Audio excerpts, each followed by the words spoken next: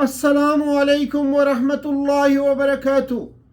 الحمد للہ نحمدہ ونستعینہ ونستغفرہ ونؤمن بہ ونتوکل علیہ ونعوذ باللہ من شرور انفسنا ومن سیئات اعمالنا من یہدہ اللہ فلا مضل له ومن یضللہ فلا ہادی له ونشهد أن لا إله إلا الله وحده لا شريك له ونشهد أن سيدنا محمدا عبده ورسوله اما بعد۔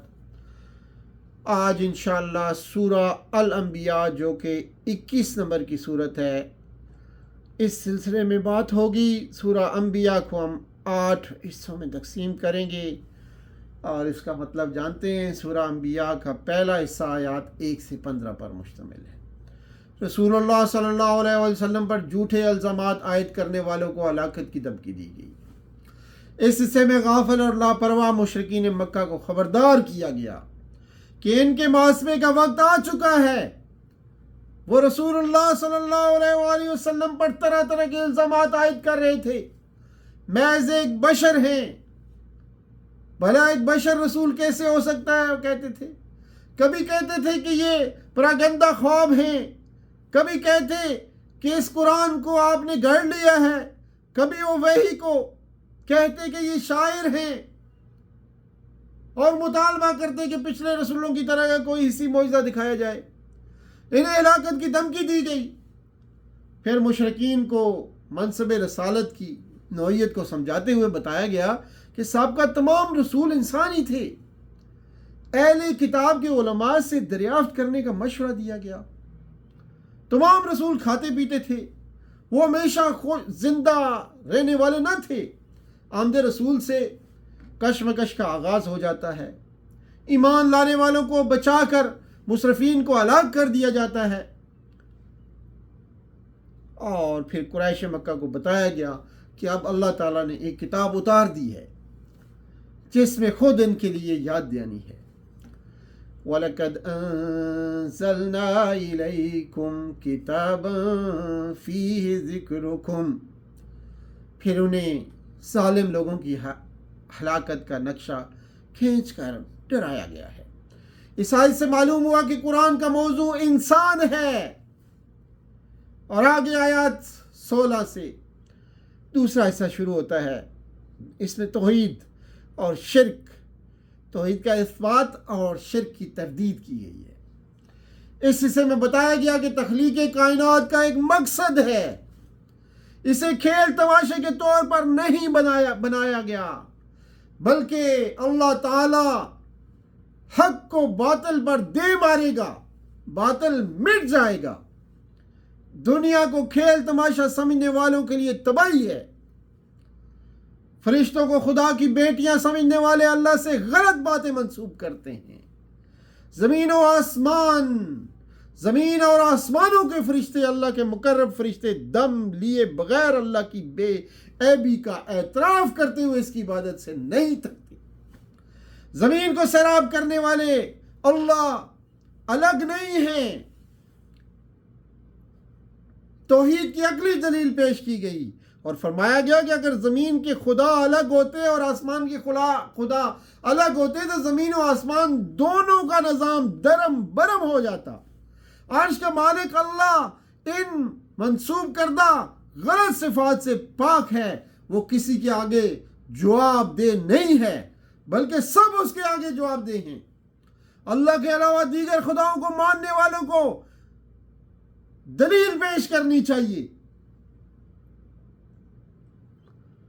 ہر رسول توحید عبادت کی دعوت دیتا ہے۔ ماضی میں جتنے بھی رسول بھیجے گئے ان سب پر اللہ نے یہی وحی کی کہ اللہ کے سوا کوئی معبود نہیں ہے، اللہ ہی کی عبادت کرنی چاہیے۔ فرشتوں کو خدا کی بیٹیاں قرار دینے والے مشرکین سے کہا گیا کہ اللہ تعالیٰ ان الزامات سے پاک ہے۔ فرشتے تو اللہ کے مقرب بندے ہیں، وہ اللہ کے احکامات کی تعمیل کرتے ہیں۔ فرشتے صرف ان لوگوں کی شفاعت کریں گے جنہیں اللہ تعالیٰ پسند فرمائے گا۔ فرشتے اللہ کے خوف سے لرزاں رہتے ہیں. وہ کہے میں الہ ہوں، اسے دوزخ میں کیا جائے گا؟ جو کہے میں الہ ہوں اسے دوزخ میں ڈالا جائے گا.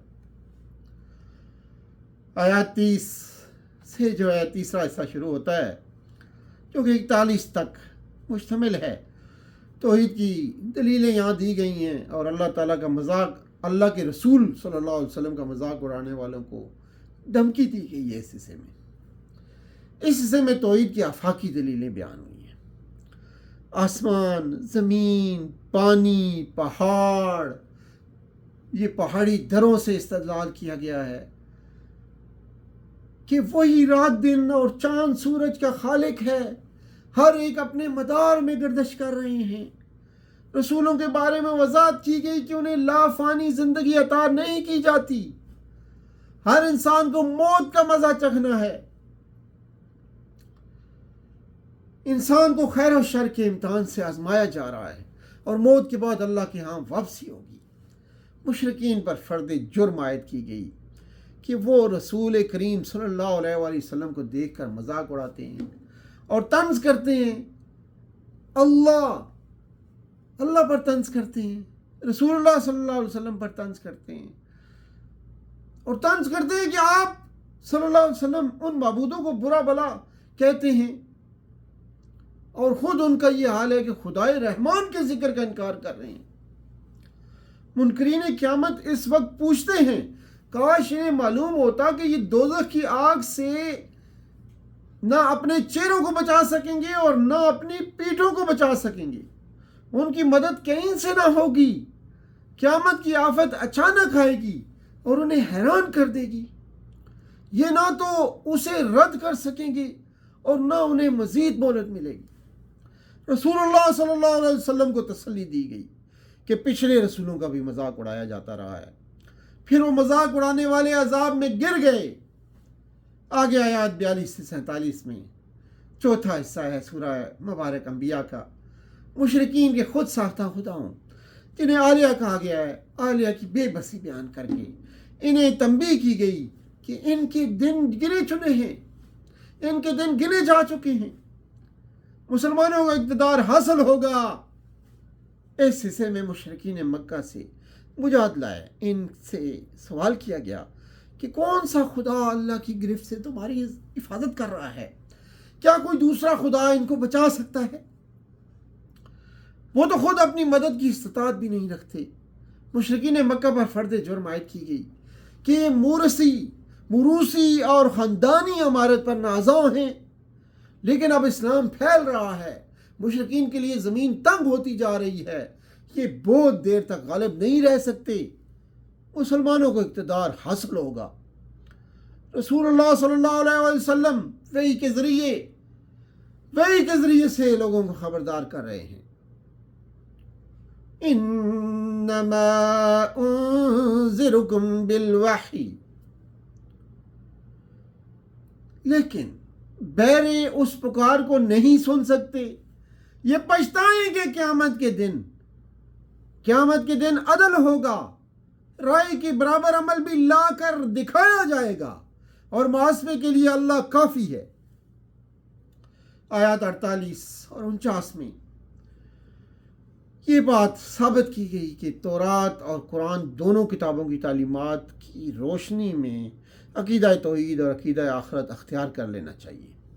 اس حصے میں بتایا گیا کہ پہلے حضرت موسیٰ اور حضرت ہارون کو فرقان یعنی تورات روشنی اور یاد دہانی سے نوازا گیا تھا، اور اب ایک بابرکت ذکر قرآن محمد صلی اللہ علیہ وآلہ وسلم پر نازل کیا گیا ہے.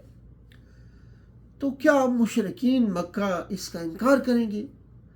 تقوی رکھنے والے لوگ تو اللہ، غیب اور قیامت پر ایمان لا کر اللہ سے ڈرتے ہیں اور خوف قیامت سے لرزاں رہتے ہیں.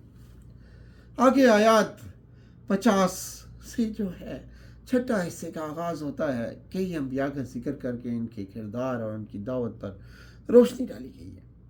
حضرت ابراہیم علیہ السلام کی توحیدی خدمات اس حصے کی ابتدائی 24 آیات 50 تک 73 میں مشرکین کے جد امجد حضرت ابراہیم علیہ السلام کے عقیدہ توحید کا ذکر تفصیل سے بیان کیا گیا ہے۔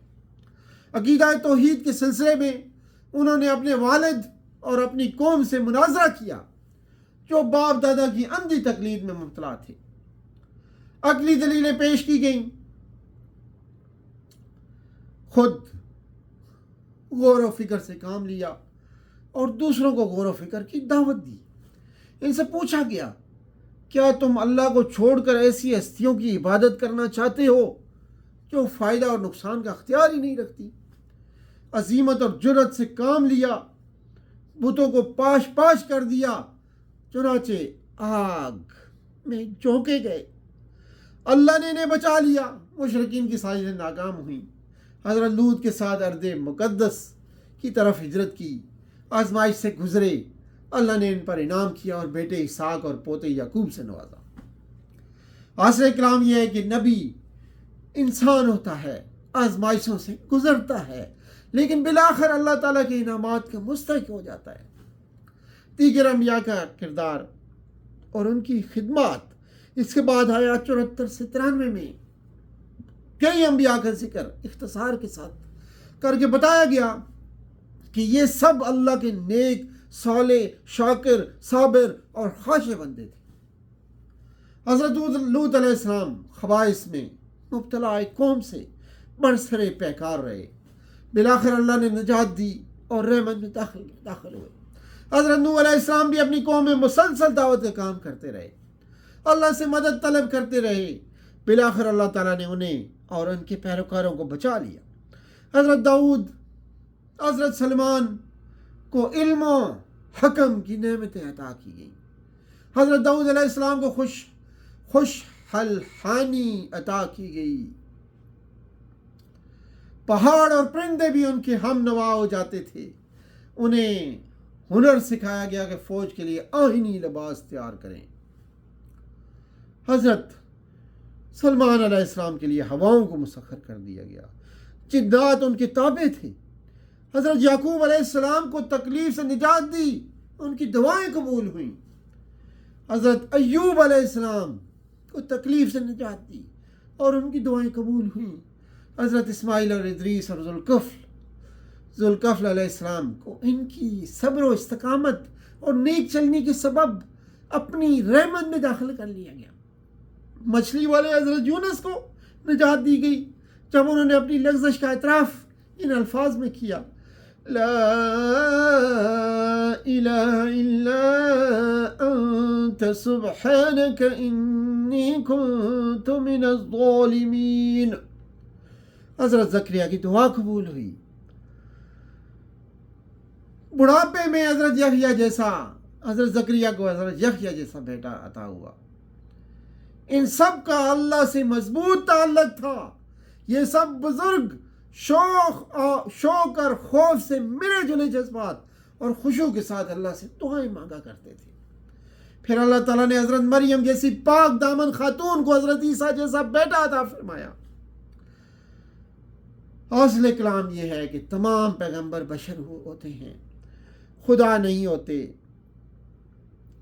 لغزشوں پر توبہ اور استغفار کرتے ہیں، صابر و شاکر ہوتے ہیں، توحید کی دعوت کو عام کرنے کے لیے جرأت، عزیمت سے کام لیتے ہیں، قوم کی مخالفتوں کا سامنا کرتے ہیں، ان کا اللہ سے تعلق بہت مضبوط ہوتا ہے۔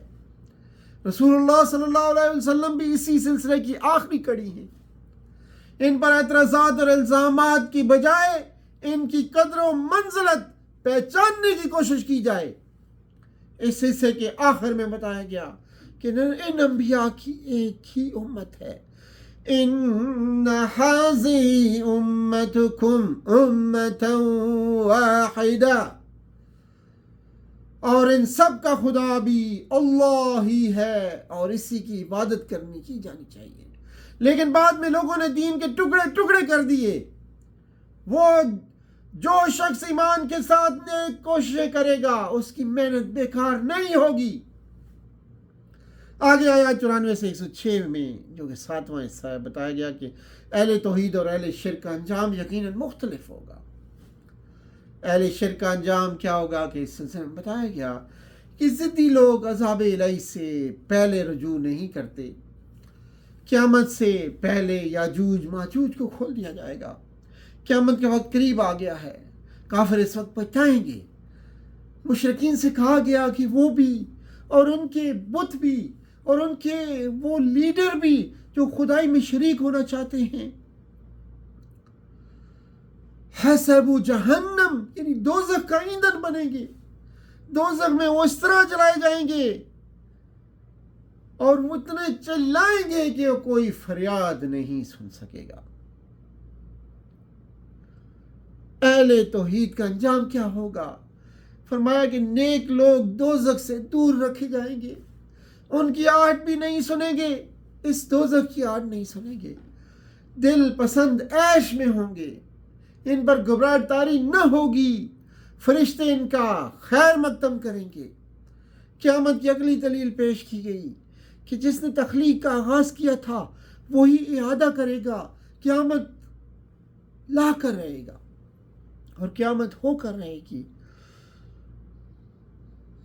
اور پھر اگلا حصہ جو 8واں اور آخری حصہ ہے، اس میں آیات 107 سے شروع ہوتا ہے، جو رسول اللہ صلی اللہ علیہ وسلم کو ساری کائنات کے لیے رحمت قرار دے کر آپ صلی اللہ علیہ وسلم پر ایمان لانے کی دعوت دی گئی۔ مسلمانوں کو اقتدار حاصل ہوگا۔